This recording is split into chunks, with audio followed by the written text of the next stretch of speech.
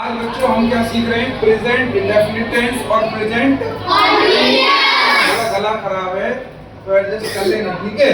Yes sir. तो आज हम लोग दो टेंस एक साथ सीखेंगे। प्रेजेंट इंडेफिनिट टेंस है, इसकी क्या पहचान है? ता है। इन हिंदी के वाक्यों के अंत में ता है, ती है।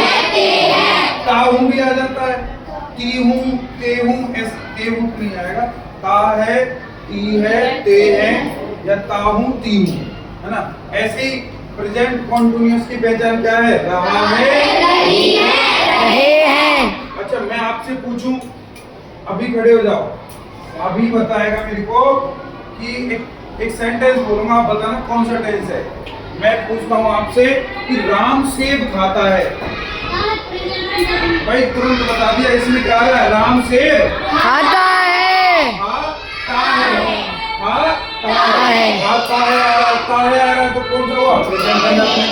यदि मैं इसी सेंटेंस को बैठिए, यदि मैं इसी सेंटेंस को ऐसे बोलता कि राम सेब खा रहा है, यदि अगर रहा है तो ये होगा प्रेजेंट कंटीन्यूअस। दोनों के बीच में डिफरेंस समझ आया नहीं आया? Yes sir. दूसरा देखिए, हेल्पिंग वर्ब क्या होती है? इसकी हेल्पिंग वर्ब तो होती है डू या डज। क्या होती है? डू या डज। और उसकी हेल्पिंग वर्ब होती है इज एम आर।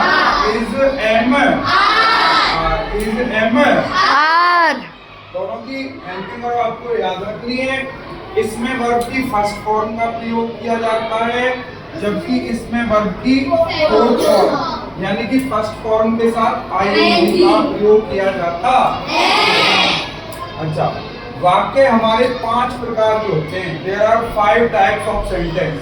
सेंटेंस के कितने प्रकार हैं? 5 प्रकार हैं। कैसे? भाई देखो, पहला सेंटेंस होता है साधारण वाक्य, जिसे हम इंग्लिश में क्या बोलते हैं? सिंपल साधारण वाक्य। दूसरा होता है नकारात्मक यानी नेगेटिव सेंटेंस, और तीसरा होता है प्रश्नवाचक, जिसे हम इंग्लिश में क्या बोलते हैं? Interrogative sentence. और उसके बाद एक होता है प्रश्नवाचक भी होगा और नकारात्मक भी होगा। और एक होता है WH वर्ड सेंटेंस। कौन सा होता है? WH word sentence. ठीक है भाई, तो अब देखिए एक एक करके हम इनको लिखते हैं। जैसे मैंने साधारण वाक्य लिखा, इसमें ना तो नंगी आएगा ना कोई प्रश्न पूछा जाएगा, वह होता साधारण वाक्य। जैसे मैं आपसे कहूं कि रीना, क्या बोला मैंने? रीना एक सेब खाती है। रीना एक सेब खाती है। ये कौन सा वाक्य है भाई? ये है प्रेजेंट। यदि मैं आप लोगों से बोलूं कि इसी का ही प्रेजेंट कंटीन्यूअस बनाइए, तो आप लोगों ने बताया कि रीना एक सेब खा रही है। आप लोगों ने बताया कि रीना एक सेब खा रही है। रीना एक सेब खा रही है, बताया ना? आगे से घूम के भी है भाई, रीना एक सेब खा रही है। रीना एक सेब खा रही है। रीना एक सेब खा रही है। तो दोनों, अब जैसे नेगेटिव सेंटेंस लेता हूं मैं, एक क्या लेता हूं? नेगेटिव सेंटेंस ले लेता हूं, नहीं वाला। जैसे मैंने बोला राम गाड़ी नहीं चलाता है। मैंने क्या बोला? राम गाड़ी नहीं चलाता है। अब इसी का नेगेटिव सेंटेंस प्रेजेंट कंटीन्यूअस में बनाइए। राम गाड़ी नहीं चला रहा है। राम गाड़ी नहीं चला रहा है। ये तरीका तो आप पे बनाना आ गया। प्रेजेंट इंडेफिनिट से आप प्रेजेंट कंटीन्यूअस बहुत इजीली, बहुत आराम से बना सकते हो। यस,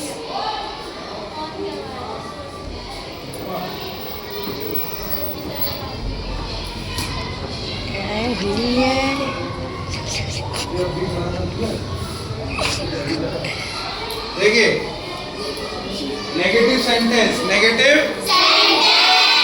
अच्छा बनाने का तरीका देखो, पहले इसको सिंपल को देखते हैं। सिंपल सेंटेंस देखिए, सिंपल सेंटेंस हमसे क्या कहता है, सबसे पहले हमें लगाना सब्जेक्ट। सब्जेक्ट क्या है इधर? रीना। क्या है? रीना। अब रीना, अब देखिए काम क्या कर रही है, खाने का। खाने की जो वर्ब होती है वो क्या होती है? ईट। तो यहाँ लिखेंगे ईट। रीना खाती है। अब क्या खाती है भैया? एक सेब। तो एक सेब के लिए क्या लगाएंगे? An Apple.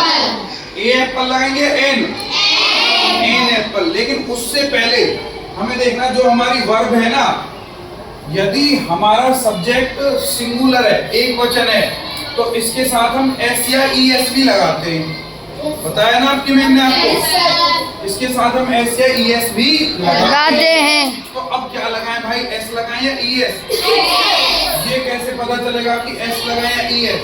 यदि किसी वर्ब का अंतिम अक्षर S, double S, S H, C H, X, O या जेड, इनमें से कोई भी है, लास्ट वाला अक्षर या तो एस आ जाए, डबल एस या एस एच या सी एच या एक्स या ओ या जेड, तो हम लगाएंगे ई एस। और इनके अलावा कुछ भी आ रहा है तो एस लगाएंगे। तो देखिए ईट में क्या आ रहा है, अंतिम अक्षर टी, तो इनमें से तो नहीं है, तो इनमें से होता तो ई एस लगता, लेकिन अभी क्या है टी, तो क्या लगेगा एस। रीना ईट्स। रीना खाती है। क्या खाती है? एक सेब। एन रीना एक सेब खाती है। Reena eats an apple. अच्छा सुनिए मेरी बात ध्यान से, यदि यही रीना की जगह कोई प्लूरल सब्जेक्ट होता, बहुवचन, तो फिर ना तो एस लगाते, फिर तो जैसे आ जाता, जैसे हम एक सेब खाते, तो वी क्या है? प्लूरल है, तो वी के साथ सिर्फ ईट आएगा। We eat an apple. We eat an. जैसे देखो मैं आपसे पूछता हूँ, आप खड़ी हो जाओ पाए, आप मुझे बताओ, माताजी खाना पकाती हैं। माताजी खाना पकाती हैं। इस सेंटेंस को कैसे बनाएंगे? माताजी खाना पकाती हैं। हाँ, मदर कुक्स द फूड। अच्छा आपको कैसे पता चला कि इसमें ऐसे ही एस लगेगा? क्योंकि मदर क्या है? एक। मदर क्या है? एक वचन। इसलिए मदर में, इसमें कुक में क्या लगाया इन्होंने? एस। ऐसे एस लगाया ना। यदि यहाँ पर प्लूरल होता, जैसे आप बैठिए, राधा आप खड़ी हो जाओ, राधा दीदी बताएंगी, जैसे वे पतंग उड़ाते हैं, इसे कैसे बनाएंगे? वे पतंग उड़ाते हैं। उड़ाते हैं, दे। उड़ाने के लिए क्या लगाएंगे भाई? उड़ाने के लिए फ्लाई। तो ऐसे ही एस लगेगा या नहीं? नहीं लगेगा। क्यों? क्योंकि दे क्या है? प्लूरल है।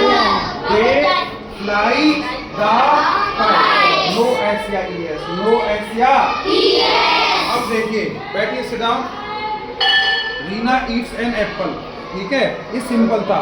यदि इसी का सिंपल बनाए, जैसे रीना सेब खा रही है, इसे बनाए तो रीना एक सेब खा रही है। सेब खा रही है, तो भाई इसे कैसे बनाएंगे? रीना एक सेब खा रही है। अब इसमें देखो, सबसे पहले जैसे इसमें आया था रीना, इसमें भी हम लगाएंगे रीना। फिर इसमें तो प्रेजेंट इंडेफिनिट के सिंपल सेंटेंस में तो हेल्पिंग वर्ब नहीं आती, लेकिन इसमें तो हेल्पिंग वर्ब आएगी। अब हेल्पिंग वर्ब कौन सी आएगी भाई? इज आएगा, एम या आर। इज पता करने के लिए भाई सिंगुलर के साथ इज, प्लूरल के साथ आर, फिर ये एम किसके आता है? तो लिखेंगे रीना क्या? सिंगुलर, एक वचन, तो रीना इज। अब काम क्या हो रहा है? खाने का। खाने के लिए अभी बताया था आपने, ईट लगाना। अब भाई फ्लोर फॉर्म का मतलब क्या है? आई एन जी होता है,